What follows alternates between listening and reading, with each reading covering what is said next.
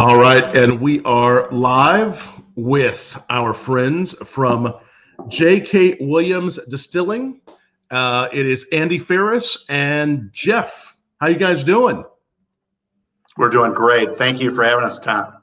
No, it's my pleasure. It's my pleasure to have you. It's great to see you guys and trying a little of your whiskey. This really has quite a story behind it because this distillery goes back a pretty good number of years. And what Peoria, Illinois used to be called the whiskey capital of the country. Is that right? Indeed, Tom. Peoria, Illinois, incredibly, was the whiskey capital of the world until about 1920. And so I'm having a nice little sip myself. Yeah. And so it's an incredible history, lost in the sands of time a little bit, that this great history was whittled down to one distillery by 1983, which was originally one of the world's largest whiskey distillery, the Hiram Walker plant. And so they make ethanol today. And so we were the fifth craft distiller to start up in 2012 and to try to bring this history back. And here we are. That's very cool. So it used to be that Peoria, Illinois, I've been through there before. It's been a while. Made more whiskey than Kentucky, and that was right before Prohibition. Is that right? Absolutely correct. There were 73 distilleries at one point. I think 30 some breweries, and possibly more importantly, there were 300 some saloons in town. So that's amazing. It was a really huge boom town. It was a booze town and a great river city, and still is a great river city. That's incredible. And so, this distillery. The background on this distillery is what? That it was around during that time, or so the namesake, the two brothers who started this, their great grandfather was a chap named J.K. Williams, who was a master bootlegger in the 20s in Peoria and was making great juice and had a family to support when the distilleries closed, and ran afoul of Al Capone and the O'Neill brothers here, the organized crime figures of the time in Illinois, and left town in the middle of the night with his family to escape. And so it's a cool history that still remains. There are quite a few buildings and artifacts that are still around. The Peoria Historical Society has quite a few of them. And so, but again, after Hiram Walker closed their giant plant here in 1983, it really started to coast away in the sands of time, and people forgot about what a incredible history that there was here. And so we're trying to bring that back and also pay homage to that great history. Right. That's amazing. And Jeff, you have quite a background in distilling. You've been a variety of places, including Bayou, Rebecca Creek, and where else were you in the past? Privateer Rum, Bayou Rum, and Rebecca Creek, and then before that I was brewing beer over in Singapore.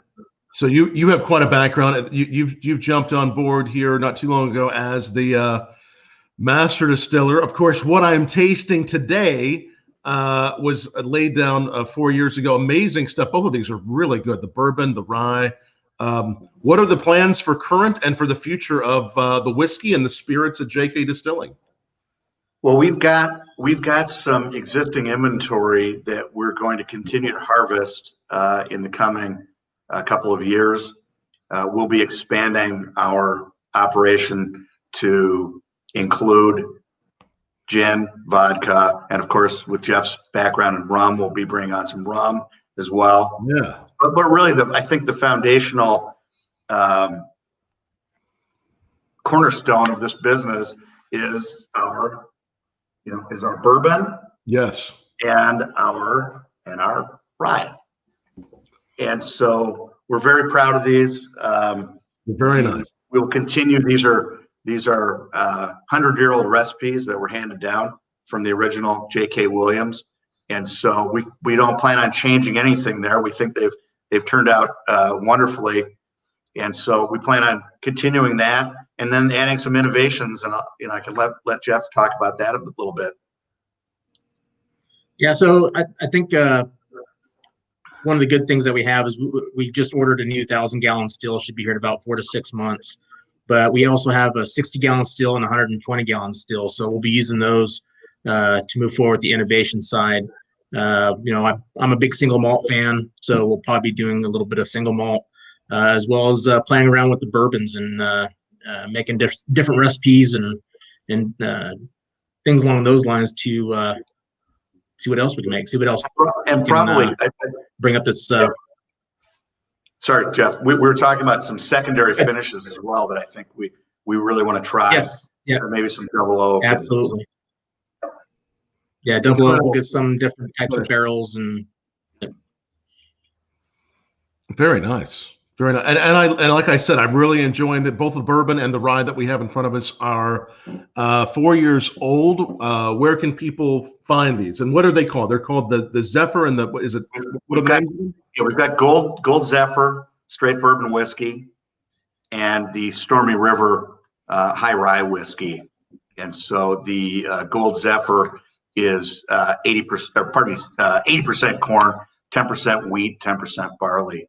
And I really like the wheated part that comes in there. It gives a nice smoothness, and you can really get that on the nose, and it's very smooth, straight.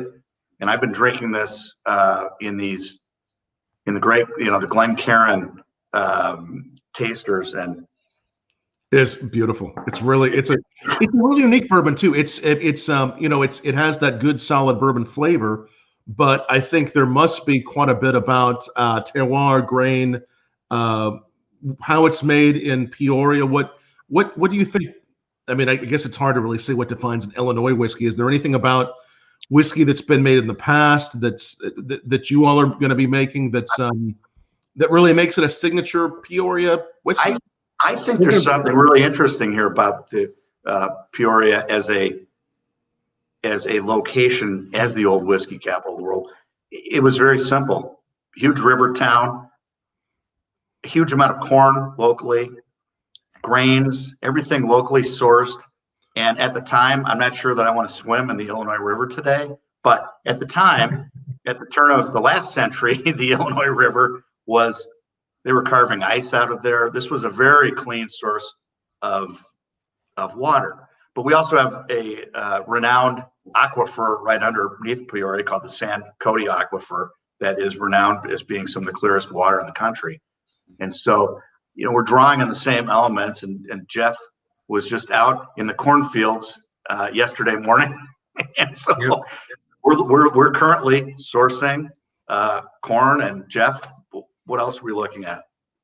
Yeah, so corn, we're going to partner up with local farmers. We don't know if we'll stick with one or maybe we'll just change it over every year to use some other things. But we're going to look for a rye producer as well. There's not a whole lot of rye in the area, but at least from this general area of the United States, hopefully find a rye provider for us. I was out on the combine and harvesting the corn we'll be using this year, and it's going to the dryer. And once it's all dried up, then we'll start bringing it in. We start production back up. So it's going to be some fun stuff. We're really looking forward to it. It is really what we have right here in front of us is very, very nice. And if you all have any questions at all, definitely ask them down below. Tweet back to us. We are live now, and please share this link if you're watching on YouTube or on Twitter. Share this. I'm going to also put the link up here. That's BourbonBlog Live, so make sure you're already subscribed to our videos there. Your all's website is at J.K. Williams. So I want to put that. JKWilliamsDistilling.com. JKWilliamsDistilling.com. Make sure you check that out here after a while. What notes do you guys get off of the? Let's start with the bourbon. This Gold Zephyr bourbon. Sure. We have the Stormy River Rye. any notes that you think are really predominant on this? Because like I said, it's good, and it doesn't exactly, they both are, they don't exactly remind me of anything. I think they're very interesting in their own class. Yeah. So I get some leather. I get some like cherry notes on the nose as well. Everything they were using was small barrels. So it was 23 to 30 gallons is what they were using. So we got a good extraction on this stuff. There's a little bit of honeysuckle type notes in there as well. And then on a little bit of mint. I get a slight hint of mint in that. Has some nice earth to it. I mean, this has a real, and again, this is grain. Most all this grain came from Illinois, as far as absolutely. They were using corn from local providers before as well. So local farmers. Wow. It's very tasty. And again, this is part of the reason why Peoria was making so many whiskeys back in the day. How many distilleries again? 70 some? 73 distilleries at one time. 73 distilleries. Almost as many breweries. I'm not sure I wanted to live at the bottom of the hill where all the distilleries were, but there's some terrific old liquor baron mansions up on the bluff looking down on the river that remain today. So again, some of the great history is still here and evidenced as you walk around town and drive around. Are people surprised when you tell them, hey, Peoria used to be this? People, whether they're in Peoria or outside of Peoria, are they surprised about that history? I mean, it's interesting. They really are. I never knew until I came up to visit. And we got another gentleman that is out of Kentucky, and when he came to visit, he's like, I never knew. And unless you're from the area, you really don't know. He said Kentucky is the bourbon capital, or the whiskey capital. And I said, well, it may be today, but 100 years ago, no. It's so. And for the Peoria's future, now that you all have taken this this older brand, you're doing some great things with it. What's the future of distilling in Peoria? What do you think it looks like for that region? Hopefully we anchor the region, and hopefully we kind of get it fired back up and become the whiskey city again. There's a small distillery pub type thing going in as well, and right now that's all we got. So hopefully we'll fire things back up and kick it off and bring the spirits back to Peoria. Yeah, I think there actually is a really good. Again, we were the fifth craft distiller license that was issued in 2012. Right. But most of the distilleries are in and around the Chicago area. So having us in the center of the state is really an important thing for us, and we want to bring that history back. There's really nothing south of us today, and so we really, as Jeff said, we want to anchor the area with our great products, and quality first, I think, is a hallmark of everything we're going to do, and just carry on a tradition, carry on the legacy that the Williams brothers, when they started this in honor of their great grandfather, that we carry on that that great legacy, and so. Well done. All right, we tried the bourbon. Let's move on again to the Stormy River Rye. The Stormy River Rye, and these names come from some local meanings, right? Some local tie-ins. Well, yeah, really. This again is a nod to the river as a river city, and Gold Zephyr, a gentle breeze from the west over the cornfields and the wheat fields. And that Stormy River is, again, a nod to this big Illinois river that's out here that anchored the business that started this town so long ago, so many hundreds of years ago. Yeah, very nice. And this has a really interesting nose. It's even, I mean, I get a little bit of, in a good way for a rye, I get a little bit of a floral note. It has this nice spicy, but yet floral, really nice note on the nose. Yeah, it's kind of an earthy nuttiness to start, and then I get some little bit of berries, and then moves right into the rye. This is a high rye. It's 90% rye, 10% barley on this formula. So, and what we've found is that the real rye aficionados gravitate very much to this. Yeah, it's really good. They like both, but it's been an interesting reaction, and it's all been very tremendous. But we're so pleased with the warm reception that's gotten. It's very nice. Yeah. Yeah, it's even there's a kind of a malty thing at the end of this in a good way. It's like a really good, like clean malty note, like the rye's there, then there's this maltiness. It's a nice flavor journey. You know, Tom, that you say that, I was just talking to someone today about this, and they said it reminded me of kind of a grainy, not in a bad way, grainy, not crunchy, chewy, but grainy. And I said that's exactly it. You just said malty, and it rings very true. Starts off, builds, then goes and has a nice linger to it. How many states are these in? Where can we find these? So we're only, this is a limited release in Illinois currently, but we are currently working on a wider distribution. We're in the state of Illinois, primarily central and southern Illinois today, but we're hoping to have some e-commerce up and running soon. So people from other states, and we've got a lot of friends, family, other supporters who are saying, where can I get it? And I said, we either need to drive down here, but hopefully we'll have some e-commerce options available very, very soon, hopefully in the next month. Yes. So for now, tell your friends in Illinois about this, have them ship you some. Are there any places that ship this online, or are there? Not currently, but we will. We're working on that. Again, I hope within the next month, and just in time for hint, hint, Christmas. So.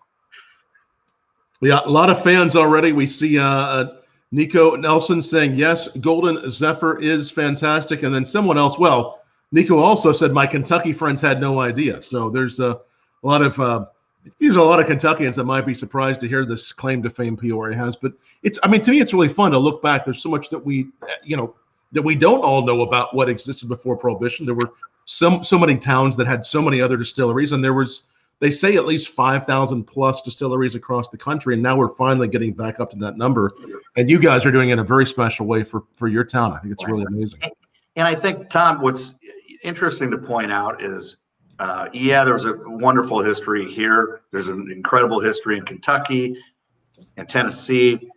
But today, I think today's consumer recognizes, particularly the bourbon and rye aficionados, really don't care where it's from. If it's something cool, unique, and is particularly in our limited release, is really warmly received. And so I think there's a great opportunity here to be, we're not trying to be anybody else other than ourselves, but I think we can be recognized as a great quality producer moving forward. And again, my friends around the country and in other parts of the world, they really don't care where it's from. And so Peoria just happens to be where we are, but it's cool that we were able to produce such a quality and great product. So. Yeah, it's a very interesting whiskey. It actually, in some ways, there are some elements of this bourbons and ryes that maybe were made more like in the 80s and 90s. There's this thing with the grains to me that is more reminiscent of some of the older, maybe even say Kentucky bourbons that I've had. I haven't had a whole lot of bourbons from other eras from other states. I may have had a few. But it has this older note of, not that it tastes older, but it tastes like whiskeys from that era. Have you heard this before too? I've been hearing that. I've been hearing a lot of different things along those lines, that it's reminiscent of something in the past that holds up very, very well. And so, yeah. So nice elegance about it. Is this, so as going forward, Jeff, as the distillery moves forward into the future with the bourbon, the ryes, the rums, are these going to be a lot of the same recipes from the family? You guys are going to be doing a variety of new recipes. What's that going to look like? We're going to do some new recipes as well. We're going to keep the core recipes for the bourbon and the rye under these brands. But, part of the fun is to branch out and see what else we can do. And whether that's yeast strains or fermentation profiles or raw materials going into it, really looking forward to having some fun with it. So, yeah, that'll be fun. What are you thinking about? I know you've done a lot of great rums. What are you thinking about for a rum? Is there a rum that you're envisioning? Well, I've got a lot of good ideas that are in the wheelhouse I never got a chance to do before. So we're looking. I want to do some sort of dunder style rum, like Jamaican style rum, something along those lines, and maybe even get a little wild fermentation going as well. So we'll see how it goes. Almost like a sour mash for rum. Yeah, that'll be exciting to think all of those things. Which back in the day, was it mainly whiskey in Peoria? Was it were there rums? What kind of other spirits besides whiskey were there? It was pretty much just whiskey here, so that's pretty much all it was.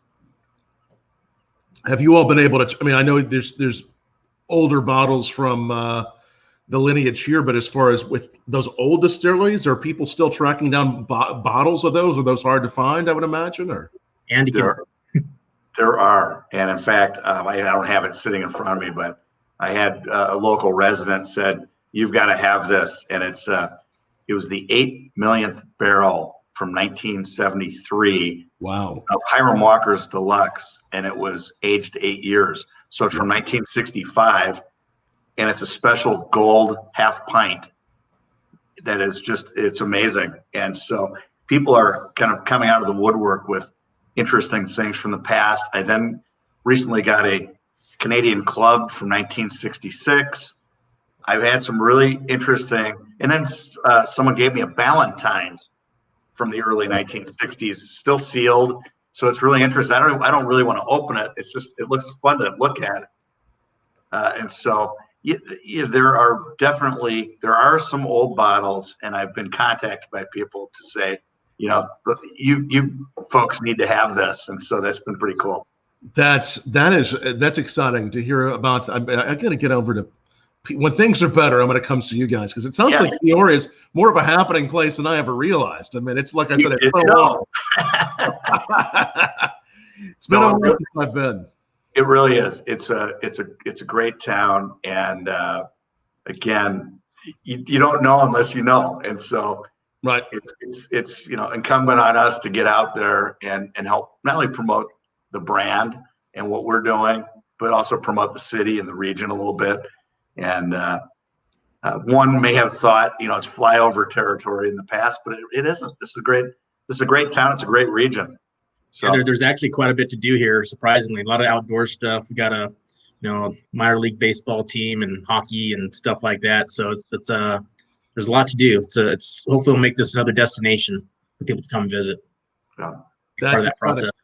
It definitely helps tourism. We've seen that more and more, how distilleries and whiskey can really affect tourism. And I tell you, it'll definitely be worth the journey. Is there a distillery experience yet, if people, or is this more in the future? What does it look like? We just are moving into a new 20,000 foot production facility, but really not public facing. So we're hoping by next summer that we will have our retail experience, our home place experience, open on the Illinois River. And it's going to be tremendous when all of our plans come together. It's really a beautiful building with a tremendous view. And so the plans we have, unfortunately, they can't be contiguous buildings, but it will really be a great spot to come and enjoy our products and enjoy a great view. Is it true? So someone's asking here that the baseball team there is called the Distillers. Yeah, Tell us the story. Used to be until 1919. They were the Peoria Distillers, and they're called the Peoria Chiefs today. And it's a terrific little stadium, and so it's still, I don't know how often they do it, if it's once a month or whatever, but they still don the old Peoria Distillers uniforms, and so it's a great tradition. But it's a wonderful outdoor for a single A ball club, and they're an affiliate, Class A, of the St. Louis Cardinals. This is a terrific little stadium. It's worth. Yeah. I pray that the minor league baseball season starts up again next year. But this is a terrific little stadium. If anybody's into touring towns with minor league teams, this is the place. You got to put this on the list because it's fantastic. And we'll of course be there. That's right. So. And you'll be there. This is there's so much that's going to be going on there, and what we're all going to look forward to. What happens next with the distillery? And again, like you were saying, was this? Well, you said Hiram Walker. This was the largest company they had, which was in Peoria. Is that right? Their largest. Hiram Walker had the world's largest whiskey distillery. Wow. And it's largely still there. They make ADM owns it. They make ethanol, but the rick houses are all still there. It's really it's cool to drive by and look at it. And I've not taken a tour of it. Whether they have tours, I don't know. But to drive by and say, wow, that was at one time the world's largest whiskey distillery is something very, very cool. When did they stop making whiskey there? I mean, was it 80s? When so I think it was 1983, and the taste started to change. They decided to withdraw from the States here in terms of production, and it was a sad day. And I think as there was some consolidation of the beer market, Peoria also had one of the largest Pabst Blue Ribbon plants here as well, and so things changed. Some of these markets were shut down, but it was a sad day, I think, for this town. And so, again, as we look back, we're trying to bring back some of the old glory, and so. Well done with everything you're doing. It's the J.K. Williams Distilling Company. It's both the bourbon and the rye, the Stormy River and the Gold Zephyr. These are both delicious, and again, both something that just tastes. Yes, there it is. Very, very unique to me, like a very old school bourbon and rye. They're very limited. What do these bottles run as far as retail? So these retail the bourbon. Here's the bourbon again. I'll put it there.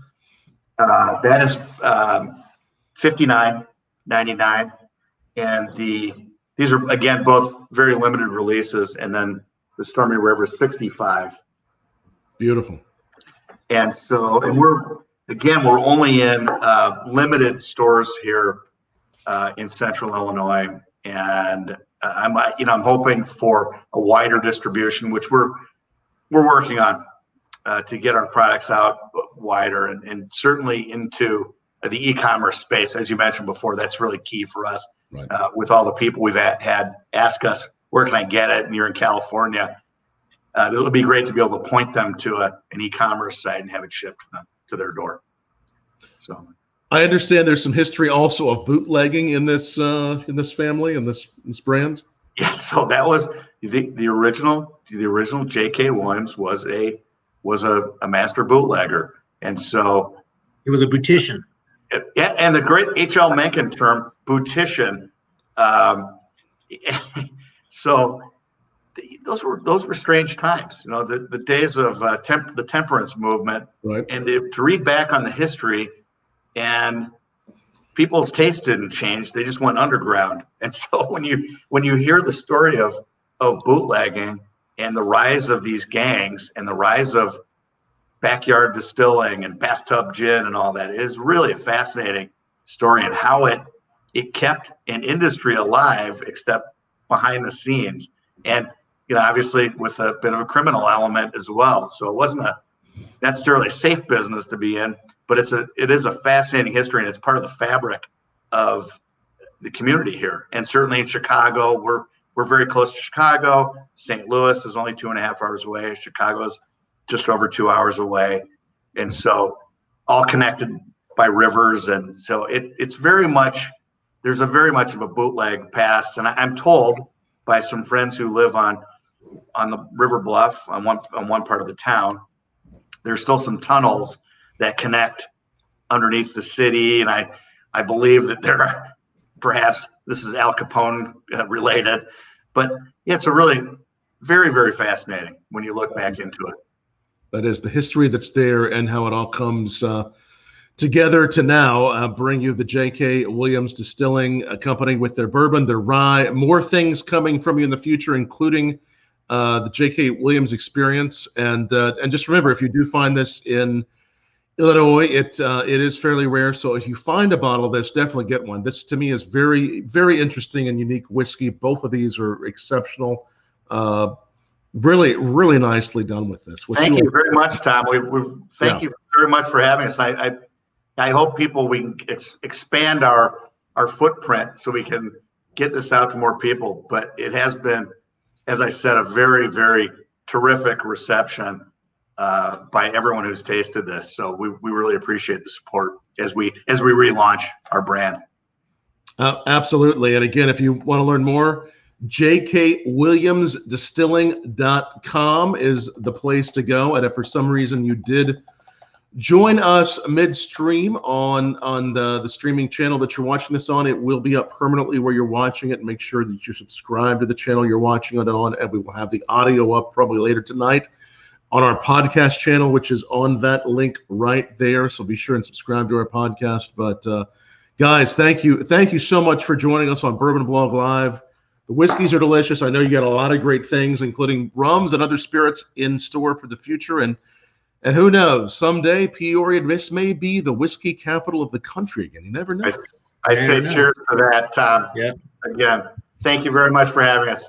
Cheers, Andy and Jeff. Thanks, guys, so much. Thank you. Cheers. Thank you all.